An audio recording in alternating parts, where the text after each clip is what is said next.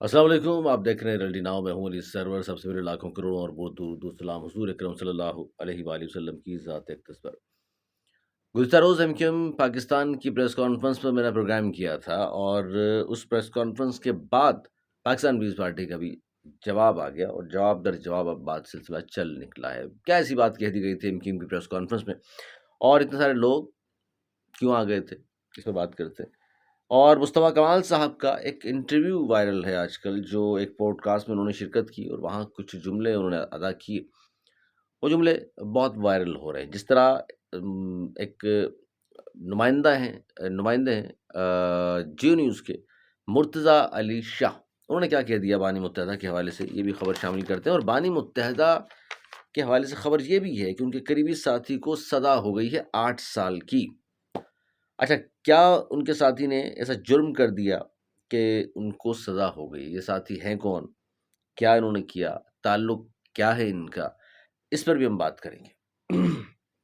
تو آغاز کر لیتے ہیں جناب یہیں سے کہ سزا کسے ہوئی ہے. جناب یہ جس شخصیت کو سزا ہوئی ہے، ان کے حوالے سے ایک اخبار میں جو خبر ہے وہ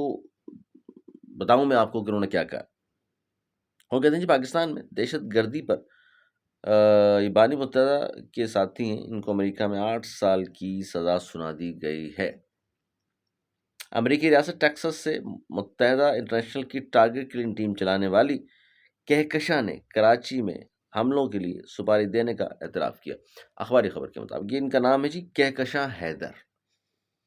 2021 میں آپ کو یاد ہو، اس وقت کے جو سی ٹی ڈی کے ڈی آئی جی تھے عمر شاہد حامد صاحب، انہوں نے ایک پریس کانفرنس کی تھی. اس میں کہا تھا کہ ایم کیو ایم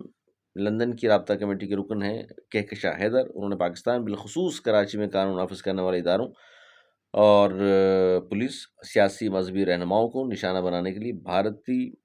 ایجنسی را اور پاکستان مخالف سندھی اور بلوچ گروپ کے ساتھ مل کر ٹارگٹ کلر گروپ تشکیل دی ہے. کہکشاں حیدر کو بین الاقوامی دہشت گردی سے متعلق جھوٹے بیانات دینے کے جرم میں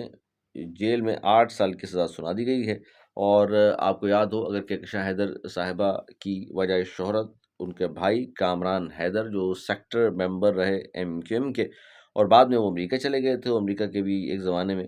امریکہ کے جوائنٹ آرگنائزر بھی رہے، اور 2017 میں ان کا انتقال ہو گیا. گھر میں مردہ پائے گئے وہ. اس پر بڑی آج تک باتیں ہوتی ہیں کہ ان کو مار دیا گیا، زہر دے دیا گیا، یا کیا وجوہات تھیں کہ اچانک ان کی ڈیتھ ہوئی ہے. اچھا، یہ تو وہ خبر ہے. اب اس پر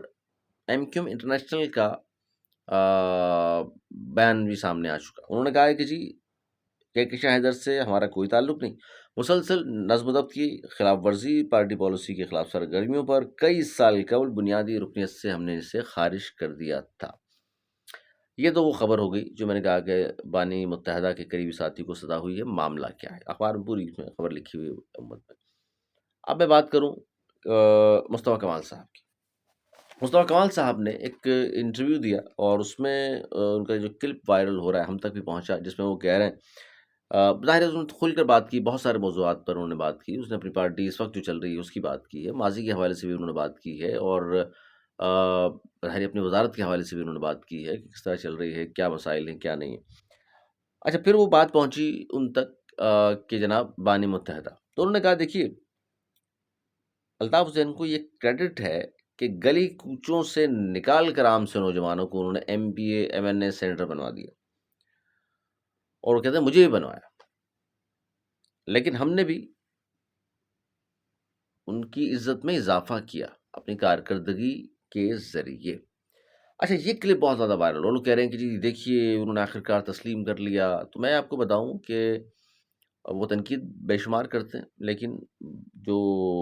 یہ بات ہے تسلیم کرنے کی، یہ تو ہمیشہ کرتے ہیں وہ. لیکن بہرحال اب چونکہ اتنے سارے گروپ بنے ہوئے ہیں، الگ الگ ایم کیو ایم بنی ہوئی ہیں، تو بھی ساری باتیں سامنے آتی رہتی ہیں. تو کیونکہ یہ وائرل کلپ تھا، میں نے کہا آپ کے سامنے رکھ دوں. دیکھیے اس کے بعد بھی انہوں نے بہت ساری گفتگو کی ان کے بارے میں، پھر وہ چلے اگلے پروگرام میں اس پہ بات کر لیں گے. مرتضیٰ علی شاہ نے کہا ہے کہ جی کراچی وہ پچھلے کہتے 3-4 سال میں بہت بار میں آیا گیا، اور وہ لندن میں نمائندہ ہیں پاکستان کا ایک بڑا میڈیا گروپ ہے جیو جنگ، اس کے نمائندے ہیں وہ. انہوں نے کہا جی میں کراچی میں گیا، مختلف ہوٹلز پر دوستوں یاروں کے ساتھ چائے بھی پی، کھانا بھی کھایا، ٹیکسی میں یہاں سفر بھی کیا، لیکن مجھ سے پیسے نہیں لیے گئے کراچی میں. صرف یہ کہا گیا کہ لندن جا کر بھائی کو ہمارا سلام کہنا۔ ایم کیو ایم کی جو کارکردگی ہے موجودہ، وہ والی بات نہیں ہے، اور بانی متحدہ کو آج بھی کراچی میں فری ہینڈ دیا جائے تو بہت بڑی پولیٹیکل فورس ہیں وہ، اور جائنٹ بھی انہوں نے کہا۔ اچھا، یہ مرتضی علی شاہ کا ایک صحافی کا اپنا ایک تجزیہ بھی ہے جو کچھ انہوں نے دیکھا، جو محسوس کیا، لیکن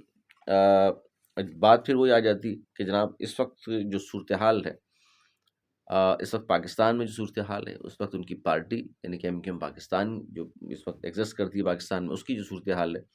اس پر میں بات کر رہا تھا آپ سے گزشتہ روز جو پریس کانفرنس کی، اس کے بعد پاکستان پیپلز پارٹی نے بھی رد عمل دیا۔ ناصر حسین شاہ، شرجیل نام میمن صاحب، سعدیہ جاوید صاحبہ، اچھا ان کی جانب سے یہ کہا گیا ہے کہ جی یہ جو بات کی گئی ہے کہ 18ویں ترمیم اگر ہماری 148 کا جو مطالبہ ہے بلدیات کے حوالے سے، حالانکہ پورے پاکستان کے لیے، صرف کراچی کے لیے تو نہیں ہے، پتہ نہیں کیوں اس کو ایشو بنا لیا ہے پاکستان پیپلز پارٹی نے، تو اس پہ حوالے سے انہوں نے کہا ہے کہ جی ایک تو یہ انہوں نے کہا سندھ کی تقسیم یعنی صوبہ بھی بنے گا سندھ، یہ کہا تھا مصطفیٰ کمال صاحب نے 18ویں ترمیم کے خلاف، یہ وہ بھی ختم ہو سکتی ہے، یعنی ایم کیو ساتھ دے دی گی اگر ختم کرنا چاہتا ہے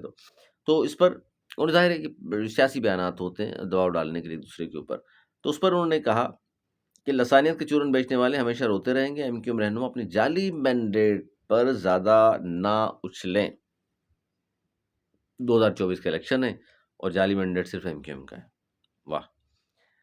ایم کیو ایم نے ہمیشہ کراچی کا سودا سستے میں کیا، کراچی کو برباد، غیر قانونی بھرتیاں، بھتہ لینے والے آج کراچی کا رونا رو رہے ہیں، نہیں تو کیا کریں بھائی، حکومت 17 سال سے آپ کی، ان کو اختیارات نہیں، اپنے پیداگیری کا وہ نظام چاہیے جو لنگڑے ٹی سپاری پر چلتا ہے۔ اچھا، اب یہ ریحان رکھے تو اور ارشد پپو اور فلانا اور ڈمکانا اور سارے لیاقت بنگشی، سارے ان کا تعلق تو ایم کیو ایم سے نہیں ہے، کون تھے یہ؟ کس مسجد کے امام تھے سارے یہ، یا تبلیغی جماعت سے وابستہ لوگ تھے؟ ارے بھائی سارے گینگ وار والے ہیں نا، قتل و غارت گری میں نام ان سب کے آتے ہیں، 50 سے زیادہ جن کے اوپر ایف آئی آریں کٹی ہوئی ہیں، جہاں لیاری میں جا کر کے آپ کے وزیر اعلیٰ قائد اعظم کے مزار پر حلف اٹھانے کے بعد میں جاتے ہیں، پہلے لیاری چلے گئے مراد علی شاہ، یہ میں نے تاجر مرحوم صاحب سے بھی سوال کیا تھا، وہ غصے ہو گئے تھے اس بات پر۔ بہرحال یہ تو ایم کیو ایم کو انہوں نے جواب دیا ہے، اور وہ کہتے ہیں ہماری کارکردگی بہترین ہے، اس لیے ہمیں بار بار لوگ ووٹ دے کر کامیاب کرتے ہیں۔ اچھا، ظاہر ہے اس پہ بحث ہو سکتی ہے کیونکہ 17 سال کی لوگ کارکردگی۔ اچھا، ایک اور بڑی بات کسی نے موازنہ کیا ہوا تھا، میں دیکھ رہا تھا سوشل میڈیا پر، کہ جی آپ یہ بتائیے کہ اچھا آپ کا فیوریٹ میئر کون سا ہے، یا کس کا کام آپ کو اب تک سب سے اچھا لگا، اور موازنہ کیا گیا تھا مصطفیٰ کمال صاحب کا مرتضی وہاب صاحب کا۔ مطلب بنتا ہی نہیں نا موازنہ، مطلب کیا یار، مذاق تھا یہ تو، خیر یا جان بوجھ کے کیا گیا کہ مرتضی وہاب کو گالیاں پڑ جائیں، لیکن میں ایک بات بتاؤں آپ کو، اس میں تو بولنے کی ضرورت ہی نہیں ہے نا، ہمارے 10 اختلاف ہوں گے مصطفیٰ کمال صاحب سے، انیس قائم خانی صاحب سے، ہم سے تو ویسے ہی ناراض رہتے ہیں، لیکن اس کے باوجود بھی بھائی پاکستان بھر میں آپ کسی بھی شخص سے بات کر لو، ذی شعور آدمی ہونا چاہیے کہ سب سے اچھا میئر کون ہے جس نے اپنے دور میں بہت زیادہ کام کیا، تو مصطفیٰ کمال صاحب کا نام لے گا، کوئی بہت زیادہ تعصب والا آدمی نہ ہو کہ وہ بالکل ہی پی ٹی آئی کی طرح وہ آسمان زمین کے کلابے نہ ملا رہا ہو عمران خان کے لیے تو بات کرے گا۔ میں نے کہا یار یہ تو موازنہ بنتا ہی نہیں، موازنہ اگر بنتا ہے ہاں تو 2 لوگوں کا کیجئے، بلکہ آپ بھی جواب دیجئے گا، میں آپ سے پوچھتا ہوں، اگر موازنہ ہو بطور میئرشپ کے حوالے سے وسیم اختر صاحب کا اور مرتضی وہاب صاحب کا، تو کون بہتر رہا، یہ آپ کا اس کا جواب دیجئے گا۔ اچھا، ایم کیو ایم کی پریس کانفرنس تھی جس میں نے کہا تھا گزشتہ روز جو پریس کانفرنس کی گئی، لاسٹ میں اس پر آ جاتے ہیں۔ اچھا، اس پریس کانفرنس میں ظاہر ہے انیس قائم خانی صاحب جب وہاں موجود تھے تو کارکنان سے ان کا رشتہ جو ہے سب کو معلوم ہے، اور